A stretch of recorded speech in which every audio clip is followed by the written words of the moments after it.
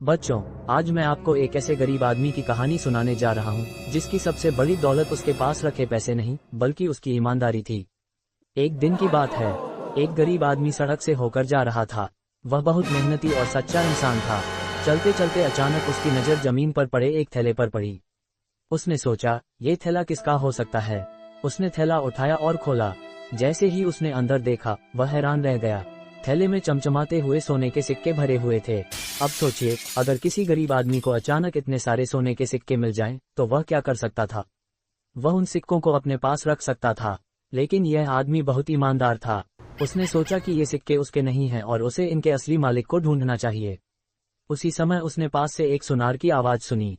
सुनार जोर जोर से चिल्ला रहा था कि उसका सोने के सिक्कों वाला थैला खो गया है। उसने ये भी घोषणा की थी कि जो व्यक्ति उसका थैला वापस करेगा, उसे वह 100 सोने के सिक्के इनाम में देगा।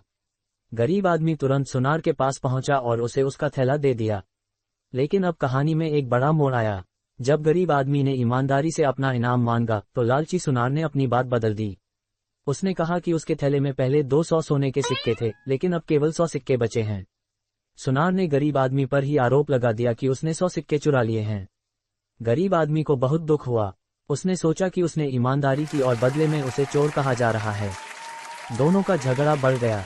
आखिरकार वे न्याय के लिए बीरबल के पास पहुंचे। बीरबल ने दोनों की बातें बहुत ध्यान से सुनी। सुनार कह रहा था कि उसके थैले में 200 सिक्के थे, जबकि गरीब आदमी को थैले में केवल 100 सिक्के मिले थे। बीरबल कुछ देर सोचते रहे और फिर मुस्कुराए। उन्होंने कहा कि अगर सुनार का थैला वास्तव में 200 सिक्कों वाला था और गरीब आदमी को केवल 100 सिक्कों वाला थैला मिला, तो इसका मतलब है कि यह थैला सुनार का हो ही नहीं सकता।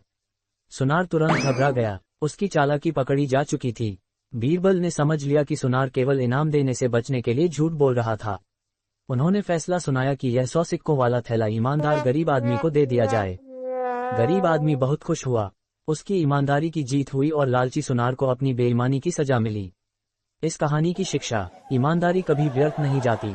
लालच और बेईमानी करने वाला व्यक्ति अंत में हार जाता है, जबकि सच्चाई की हमेशा जीत होती है।